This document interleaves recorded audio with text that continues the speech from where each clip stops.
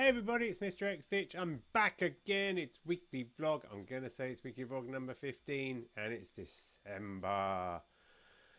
Oh man, it has been a hectic week. What are the headlines? First of all, I can't believe I'm going with this.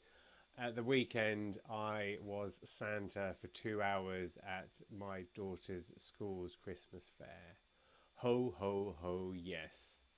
I did a good job. There's a lot of pressure if you're being a Santa, particularly when your target audience is between the ages of 4 and 7, and for some of them the dream is still real. But I thought I did a pretty good job. I feel like it's probably something that in a weird way I'm naturally built for, not least because I am soft and comfortable and I can talk like this. This is my Santa voice. But anyway, it was quite good fun getting down with the kids.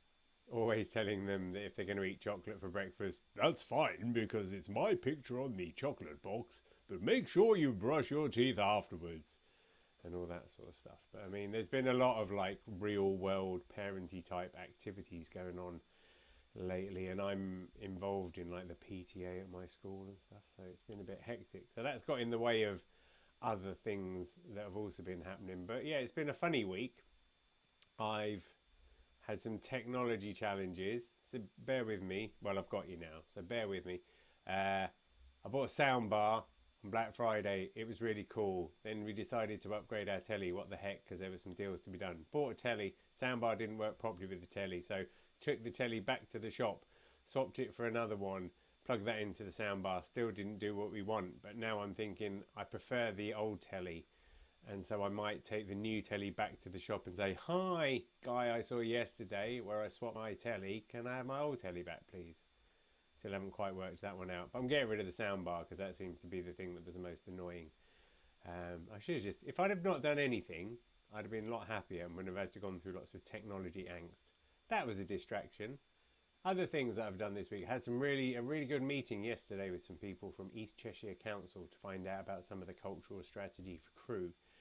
And yeah, all kinds of interesting gossip and understanding what some of the pros and cons of trying to be culturally active within a local authority setting are. But yeah, there are these people on Instagram called Spray Day Official, and they're also, I think Junkyard Jam is the other one. And he's a guy who's on the edge of Crewe who does a graffiti like festival, a junkyard jam, maybe every 6 months, where he invites people to come and spray murals on cars and trucks and caravans and stuff, because it's a junkyard. And then after, I don't know, a few months of people looking at them, they destroy them because it's junk and it was going to be destroyed anyway. And I'm so excited by that because I love street art and I want to kind of do a street art festival in Crewe or something. And I always thought that would be a thing to do, because wherever there's like cool things happening, you usually see big murals, you know, Bristol, Brighton, Manchester, Liverpool, Berlin, wherever. You see these massive murals, and I was like, let's do that around here.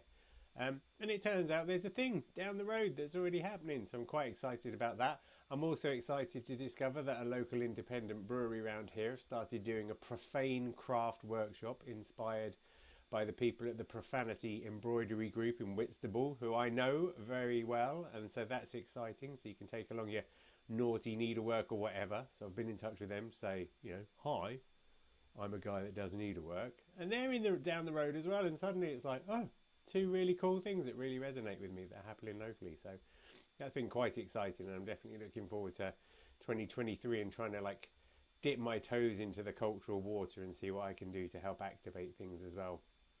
I did a lot of work in Bedford when I lived there. Not a lot of work, but I was involved in some stuff in Bedford where there was a lot of stuff happening in terms of grassroots artsy cultural movements and stuff, and it was a real inspiration. Some of the people that were working on that are great people with a lot of talent, and it was exciting to see what they did. And then when I look at where I live now, things can be done, the same things can be done, and you can almost see there's a bit of a formula that makes it work. And so I'm quite keen to get involved in that if I can. So that's been cool. I've been very excited by those prospects, probably because I've got a magazine deadline approaching, and so my procrastination, creative procrastination thing is firing right now. It's firing, I tell you. I've got a magazine that's due out next Wednesday. I've got the weekend to produce it. I can tell I'm almost feeling like I'm going to re-wallpaper my office. It's ridiculous. It's ridiculous because I can see my brain's going, Jamie, you could maybe just do something else. What, the bottom of your desk looks quite untidy. Thanks, brain. I know, but I've got work to do. Yeah, but what about this new way of doing recurring tasks on Notion? You know, that sort of stuff. I can see it's happening. I can tell, and so I have to fight against it. As regular listeners, readers, viewers will understand, that is a thing that happens quite a lot. And it's frustrating in a way because I've just joined this thing called the League of Email Marketing Heroes. I think that's what they call it. Or the League of Extraordinary Emailers or something.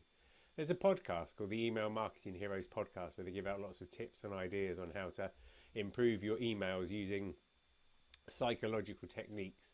And it's quite interesting approach to, you know, over and above the usual stuff. And I've never done proper campaigns, proper email campaigns for things when I've sold products and stuff like that.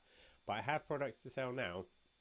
And so I've signed up to their course to kind of learn how these campaigns work and see if I can implement them myself.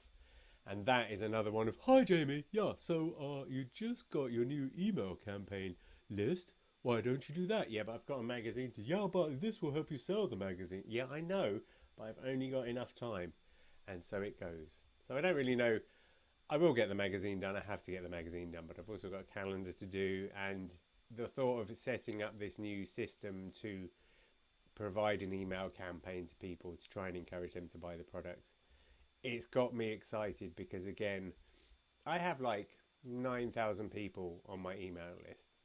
And with a particular product I'm thinking of, so far I've done one email about it, just saying it's out there. And God bless the hardcore fans, but I think I've sold about 15 of them. And I want to sell 100 of them. You know, I want to kind of do better than that. So I'm really excited to see what happens if I put some of these tried and tested campaigns into action. So we'll see what happens, because I feel like this could be the start of getting ahead on something and finding a way to bring in more revenue, because more revenue means that I can spend money on resources and encourage people to help me, my dream team, and all of those sorts of things, which means onwards and upwards and stuff. So, and all the while, ho ho ho, been a bit Christmas and all that sort of stuff. So there's a lot going on. It's the first day of December. We've got an advent calendar downstairs. We're doing this year reverse advent, that my wife had the idea and kind of researched it and stuff. So last year we've got a sort of 25 pocket advent calendar, and the girls will get like a chocolate coin and a bit of a jigsaw that builds up to be a nativity scene. Last year they got Lego minifigures. We've got so many minifigures now, I can't do that again. So we're doing reverse advent this year. So every day the advent fairy drops them a little note and says, please can you find one of these and put it in a box. So today it was some pasta, and we've got like baked beans, toothbrushes, baby wipes, various things. And what we're going to do is end up with a box of these 25 items that hopefully we can find a local charity that we can give it to, so that someone else can have these things instead. And it seems like a pretty nice way to kind of turn the idea on its head a little bit. So I think the girls are up for it. The letter from the Advent Fairy definitely sealed the deal. So so we've got that going on as well.